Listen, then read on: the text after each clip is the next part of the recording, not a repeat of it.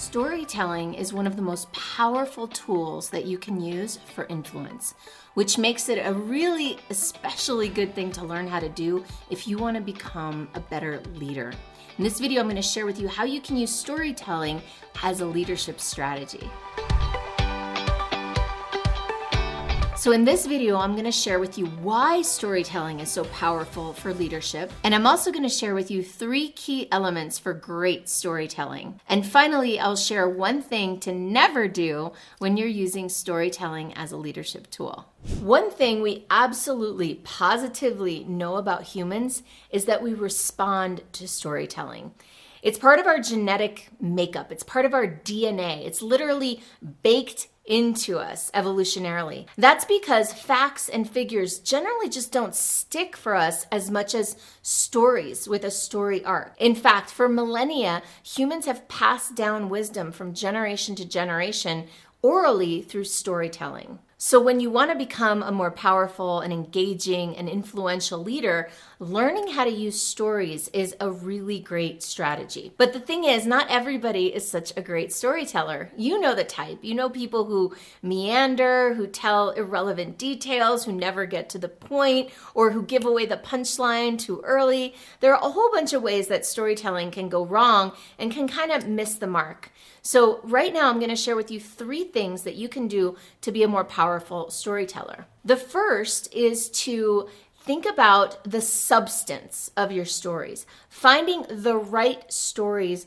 for specific situations. Now, a lot of times storytelling is something very casual and spontaneous, but I want you to think about and become intentional about which stories matter. Which stories in your arsenal have lessons that can be used to teach something, that can be used to illustrate something.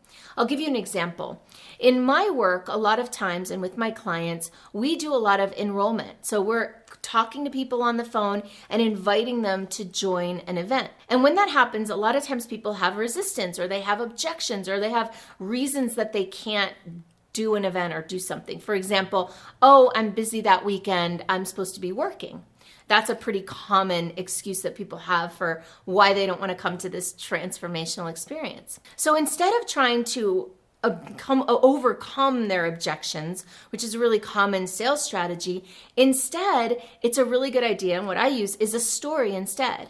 So I might tell a story, for example, of a client who was really busy and really wanted to attend this event and didn't want to ask for the time off of work, but she went ahead and decided that she was going to be courageous. She asked for the time off, she got it, she attended the event, and then met this amazing person that she started a new business with.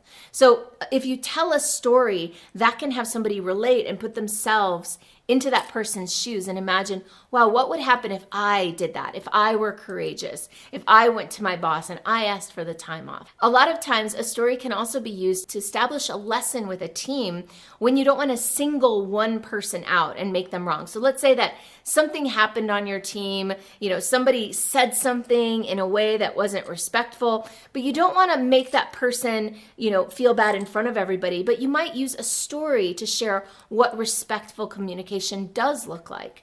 So think about all the issues and challenges that as a leader you face. Maybe make a list of those issues and challenges, and then for each issue challenge, find a story that will illustrate what you're trying to convey. So it could be your story, it could be a story from your family, it could be a story out in the world, it could be a story that you find in the media or in the news or on YouTube, right? And actually, come to think of it, one really great strategy is to use an illustration, use a tool like a video or something that's visual that can illustrate your example, illustrate your story. So for the second thing, I'm going to take you over here to my flip chart, and we're going to talk about, we talked already about the substance of a story, right? The substance is which stories you're going to tell, what lessons those stories get across. But the second piece is the structure of a story. The structure of a story is how it's set up. Now, there are a lot of different ways to structure stories, but there's one in particular that always works, and that's why I use it. And I didn't invent it. So I'm going to give credit to the person who taught it to me. His name is Andy Henriquez, and he's a storytelling coach. That's literally what he does, is he teaches people how to tell stories. And I've brought him into my crew with my clients to teach us how to tell stories.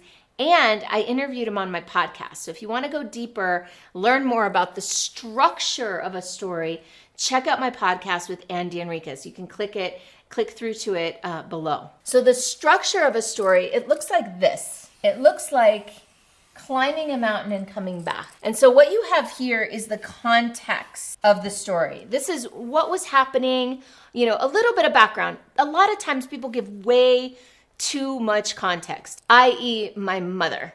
My mother is one of these people that sets up a story and tells you every single irrelevant detail that you don't need to know to understand the rest of the story. She tells you what she was wearing, or the day of the week it was, or tries to imagine and remember the exact words that someone used. That's not important. When you're telling a story, you just need enough context to set up the story. So from context, then you've got your content, which is, okay, what happened? What's the situation that arose? What are the, in Spanish we say acontecimientos. What are the happenings? Once you've talked about the content, then we start to lead into the conflict. The conflict is the juicy part. This is where it gets interesting. This might also be where, in terms of style, which I'll talk about in a minute, your energy might rise, or you might whisper, to create drama. But this is as the story arc is rising up into climax. The climax is some sort of resolution, some sort of big, juicy payoff. And then from the climax, we get to the conclusion. And the conclusion is, in the world of storytelling for leadership, the conclusion is the lesson learned. The conclusion is the application of the outcome of the story. So what did we get out of that? What did we learn? So this is a great story structure. And of course, the best structure in the world is no good without great style. The style of your storytelling is what gives it color. What gives it emotion. How you show up in the storytelling. This is everything from how you stand, to what you're wearing, to the voice you use, to your cadence and rhythm. A lot of times with speaking, one of the biggest things that makes people tune out is when a speaker is monotonous and boring. And when it comes to storytelling, especially if you're doing it on a stage or in front of a big group of people, the more animated you are, the more energy you bring to it, the easier it is for people to stay engaged and connect. If they don't know what's coming next, if you speed it up, if you slow it down, if you pause, if you raise your voice, or if you lower it to a whisper, right? These are all parts of style, and that's where the practice comes in. I personally practice my stories when I'm going to use them in front of an audience or on stage. Many of my stories have been delivered hundreds of times even, and every time tweaking it and taking it up a notch. So just to recap, these are the key elements of great storytelling for leadership: the substance of your story, the structure, and the style. And of course, I did promise you one thing to never do with storytelling as a leader. And that is to interject your story when someone else is sharing their story. A lot of times as a leader, we can, when somebody's telling us a story or sharing something with us, we can get into this kind of one-upsmanship thing where someone's telling us something and we're connecting, we're like, oh my God, that happened to me this one time, and we interrupt someone else's story.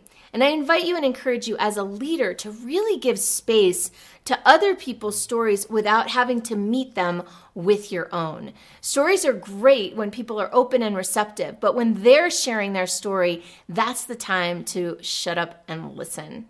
If this resonated with you and you're curious about potentially going further and deeper into this kind of work with me, then feel free to check out my Monetize Your Magic playbook. It's free. And what it'll help you do is align what you do with who you really are. This is one of my juiciest pieces of content that I've been using for years, and I'm giving it away to you because I know that it'll help you have more alignment, more joy, more freedom, and more fun in your business.